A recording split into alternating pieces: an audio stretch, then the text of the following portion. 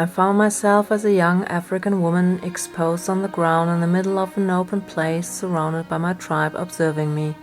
I lay on my back, my wrists were tied up, and my abdomen had a gushing wound on the right side. I was in huge pain, the whole area burned and weakened me. I had almost no strength in my legs. I was totally scared since I didn't know what would happen or what they wanted from me.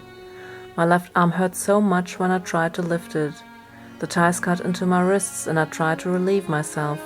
But the moment I moved, a fierce guy on the left came with a big machete and warned me that if I made one more move, he would slash my throat. I was scared to death and felt trapped. I would either die because of the blood loss or they would do it otherwise.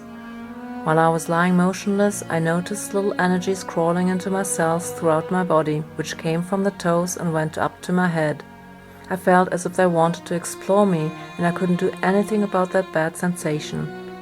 I began to cry because I couldn't stand the tension that was caused by this ugly scene. I didn't understand why they didn't kill me right away, and they wouldn't give me any hints.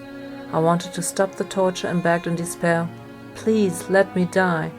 There was no sense in living anymore. I would die a slow death and there was no hope for escape.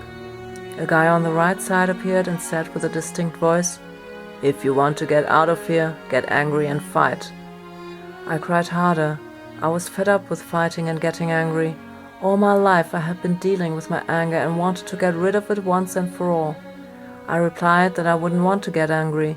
It was such a painful feeling. The guy insisted. I still didn't want to give in. Then I heard Sean's voice come through, encouraging me to let go. I knew he was right, but it took me a few more breaths until I allowed the anger to rise up. Sean and my friend were already in position to act out the fight with me.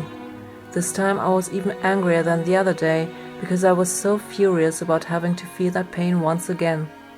We three fought for over 40 minutes, in which I didn't give up lashing out in berserk rage, which produced much work and sweat for my supporters.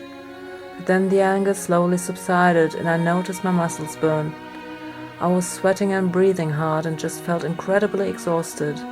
I relaxed and suddenly saw my tribe forming a lane for me that led to an opening in the clouds. I saw a Hindu deity that looked very friendly at me with a subtle smile. I'm not so familiar with religions, so I didn't know who it was, but I saw him clearly. Later I found out by my research that it was Shiva, which makes the experience even more powerful. He's the destroyer and the restorer, the great ascetic as well as the symbol of sensuality, the benevolent herdsman of souls and also the wrathful avenger. I was surprised about the peaceful change of scene and felt as if I was rewarded for my struggles. Again I felt blessed. With this image I came down and back to earth.